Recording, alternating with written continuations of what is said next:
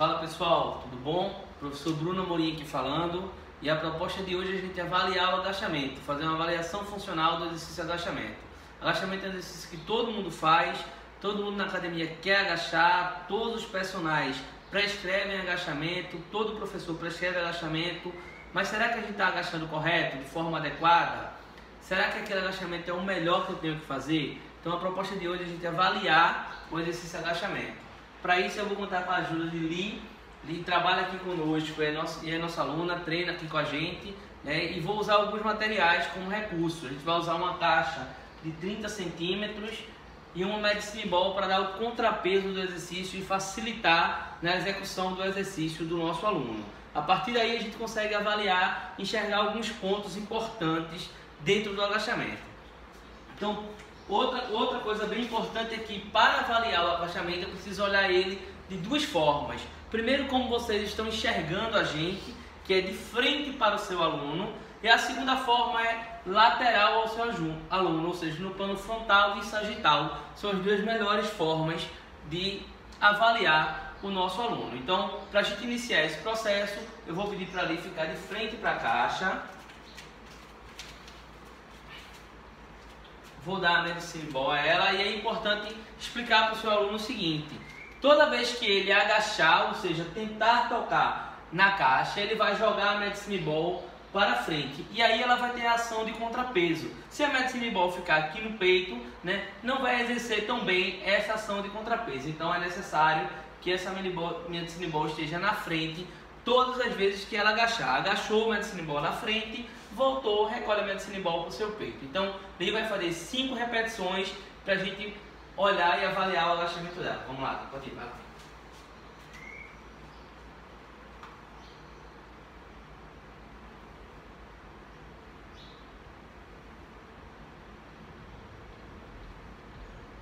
Olha, então o que é que a gente precisa enxergar nesse plano de avaliação? A principal coisa que eu quero ver aqui é se ele faz valgo dinâmico. Quando ela agacha, se o joelho dela entra ou não. Vocês puderam perceber que o joelho dela entra um pouquinho. Por que acontece o valgo dinâmico? Existem várias coisas que podem estar influenciando aí no valgo dinâmico. Falta de força no glúteo, ativação do arco plantar, até a cabeça do fêmur no acetábulo da pelvis dela pode estar influenciando nesse valgo. Não é aqui a ideia de entrar nesse assunto agora, né? No curso a gente consegue aprofundar um pouco mais isso, mas nesse momento não. Então a gente vai tentar só ajustar isso. A gente já avaliou e aí na avaliação é importante que você anote, né, que o seu avaliado faz um valgo dinâmico quando ele desce. Deixa eu só tentar ajustar. Por quê? Porque isso pode ser a cabeça do fêmur dela que está tocando no acetábulo da pelvis dela, né? Então quando entra aqui, ó, na fossa do acetábulo, a cabeça está tocando, isso provoca um valgo. Como as mulheres têm um quadril mais largo,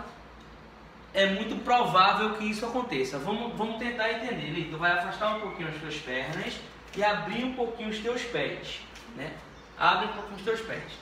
Isso. E agora eu vou pedir para ela agachar do mesmo jeito, só que eu vou dar o seguinte comando para ela. Você vai tentar pegar o seu joelho e alinhar no terceiro dedo do seu pé. Então o seu joelho precisa acompanhar o terceiro dedo do seu pé. Vamos lá, vai lá. 5 vezes.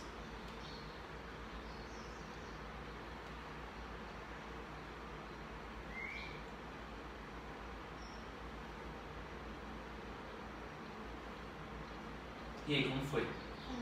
Foi melhor. Então a gente consegue perceber o seguinte, que a gente avaliou do plano frontal, a gente avaliou ela, né, olhando para ela de frente, a gente avaliou ela, como eu observei aqui um valgo dinâmico nela na hora que ela faz o agachamento, então eu já apliquei uma estratégia corretiva para o valgo dinâmico. Mas lembrando que o que nós estamos falando aqui é de avaliação.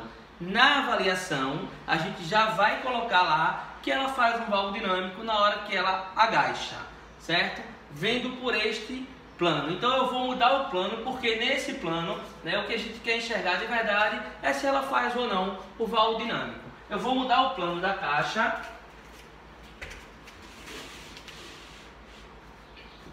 E agora a ideia é que a gente analise o nosso avaliado olhando ele de lado, estando de lado para ele, como vocês vão enxergar aí. Então, Li, você vai ficar de frente para o espelho.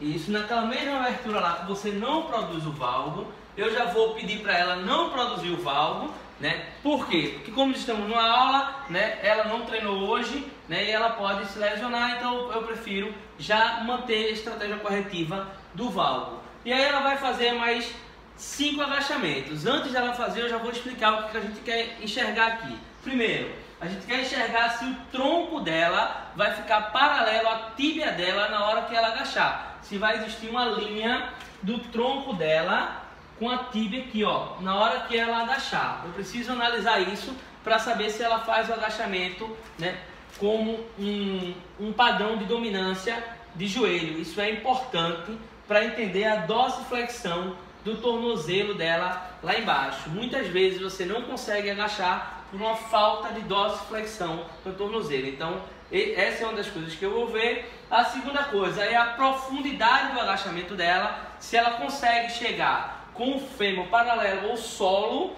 sem fazer uma retroversão. Depois a gente vai entender um pouquinho, né, o que é essa retroversão da pelvis, que na verdade é um tweet, né, da pelvis, né? A gente vai entender um pouquinho daqui a pouco por que isso acontece. Então eu preciso saber a profundidade, né, de onde vai o agachamento dela. São duas coisas importantes. Eu também preciso entender a ativação do arco plantar dela. Poxa, mas como é que eu vou saber isso? Existe uma forma que eu uso muito, que é saber se ela começa o agachamento a partir dos joelhos dela. Se ela joga os joelhos para frente para agachar, ou se ela faz um trabalho completo, ou seja, ela ativa e sai do quadril fazendo a dorsiflexão. Isso aí dá pra gente a definição exata, né, se a ativação do arco plantar dela tá bom ou não, ou se ela desaba o arco plantar. Lembrando que desabar o arco plantar gera valgo dinâmico quando ela desaba esse arco plantar, ok? Então, Li, vai agachar 5 vezes e vamos observar aí tudo que eu falei aqui. Vai lá, Li.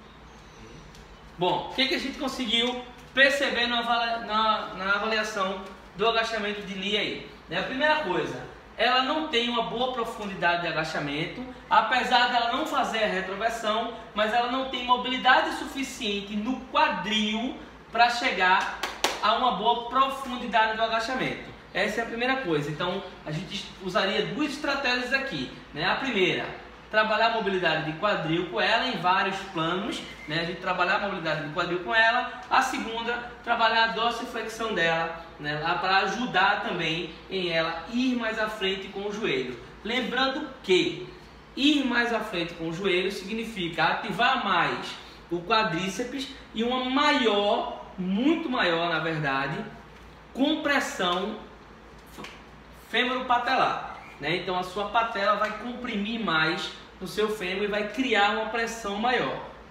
Isso é problema? Depende de quem a gente está trabalhando, né? É importante a gente ter esse discernimento aí. Algumas pessoas, por já ter dor na parte anterior do joelho, a gente precisa fazer esse agachamento a partir do quadril dela e não com tanta dominância do joelho. Mas isso é uma questão de individualidade que cada professor vai ter aí a sua autonomia para decidir o que vai fazer com o seu aluno. O importante é que a gente sabe que ele não consegue chegar numa profundidade interessante do agachamento. Apesar de que, repete aí, por favor, o agachamento dele e tenta ficar lá parado.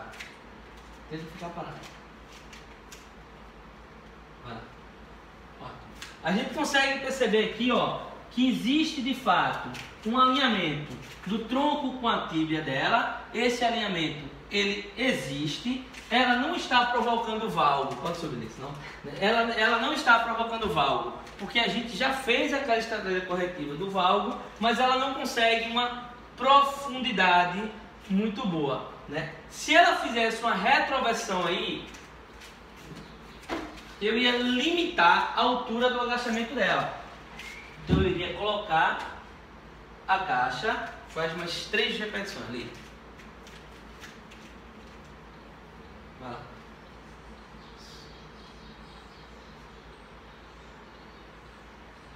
Vejam que ela não faz a retroversão, mas é mais confortável para ela agachar, não é? É bem mais confortável para ela fazer o agachamento com a caixa. Então significa que no treino ela vai agachar nessa altura aí. Nesse caso aqui, né, tem cerca de 45 centímetros, porque o step tem 15, né, então tem cerca de 45 centímetros. Então ela vai agachar nessa altura aí no treino. E paralelo a isso, eu vou ganhando mobilidade de quadril, mobilidade de tornozelo, para tentar ir afundando o agachamento dela um pouquinho mais, para que ela chegue pelo menos ao agachamento profundo, que é a 90 graus, certo? Outra coisa bem importante é que é o seguinte, falando da retroversão, né, a ideia de quando você agacha, você faz a retroversão, o que é que pode estar acontecendo ali? Pode estar acontecendo o que? O teu fêmur, como eu falei, está batendo no teu acetábulo, e aí ele, quando ele bate, ele joga a tua pelvis para cima e você faz a retroversão. É só a cabeça do fêmur que está batendo no acetábulo. Você vai ver que pessoas que têm esse problema, elas sentem uma dor na virilha, mas na verdade na parte interna da virilha, né? Isso a gente chama de canto, tipo canto. Nasce uma massinha na cabeça do fêmur, né, que vai incomodando. Com o tempo essa dor vai ficando constante, né? E o que é que a gente precisa fazer para mudar isso? Se a gente entender que o nosso aluno tem isso, abrir mais a base dele, abduzir os pés dele um pouquinho para fora, você vai ver que vai ser muito mais confortável para o aluno agachar dessa forma, se isso acontecer. Se ele estiver fazendo uma retroversão, é provável que seja isso. Ou então, uma falta de estabilidade lombar, né? A lombar dele, ele não sabe mexer a partir do quadril, né? E a lombar dele precisa fazer esse movimento, que é para compensar o que o quadril não faz. Então, existem algumas análises importantes na retroversão. Ou a pelve, ou o fêmur está batendo na pelvis, ou falta de estabilidade lombar, onde a lombar está tendo que se mover quando ela deveria estar estável. Lembrem-se, a lombar é uma articulação de estabilidade, o complexo lombar precisa ter estabilidade, então ele está se movendo para compensar uma falta de mobilidade que o quadril não tem. É possível que isso aconteça com ele aqui, vamos tentar fazer isso acontecer aqui com o Li, só para a gente explicar na prática o que a gente está falando. Li, eu preciso que você encoste na caixa, force para encostar na caixa, vamos ver se isso acontece, vai lá. Olha lá. Não sei se vocês conseguem notar daí. Pode subir, por favor. Puxa a tua camisa para frente. Deixa eu puxar nessa. Vai lá. Pode subir. Faz mais uma vez. Subir. Não sei se vocês conseguem notar daí. Aqui é mais fácil para mim, obviamente. Mas que ela faz uma retroversão na hora que ela vai afundar lá o agachamento. Entendam, eu já fiz uma estratégia de abduzir mais a perna dela e o pé dela por causa do valgo no começo, lembra? Eu já fiz essa estratégia, então é muito mais fácil que o caso dela, para essa profundidade, quando ela faz a retroversão, seja falta de estabilidade lombar. São coisas que a gente precisa analisar dentro do agachamento. Existem alguns outros testes complementares, sem absolutamente nenhuma dúvida. Existem alguns outros testes complementares deitados, mas que a gente não vai entrar tão profundo aqui. Como eu falei, lá no meu curso a gente consegue aprofundar um pouco mais, né? Temos mais tempo para aprofundar um pouco mais esse assunto de entender onde o fêmur está tocando e aí a gente abduzir ou não esse agachamento. A gente consegue trabalhar um pouco mais isso, certo? Então, para a gente finalizar, é importante dizer o seguinte: não adianta colocar muita carga ou qualquer carga quando você encontra uma disfunção no agachamento. Então, por exemplo, no caso de Li aqui, né, vocês viram que ela não consegue aprofundar ou afundar o agachamento dela. Adianta eu colocar a carga? Não, não adianta. Na verdade, eu preciso melhorar o movimento para depois de melhorar esse padrão, melhorei o padrão, aí sim eu posso ir adicionando cargas aos poucos. Lembre-se sempre do que da máxima do FMS. Primeiro, movimente-se bem, depois movimente-se com frequência. É importante a gente entender isso. Valeu? Então, agradeço a todos e até a próxima aula. Um abraço.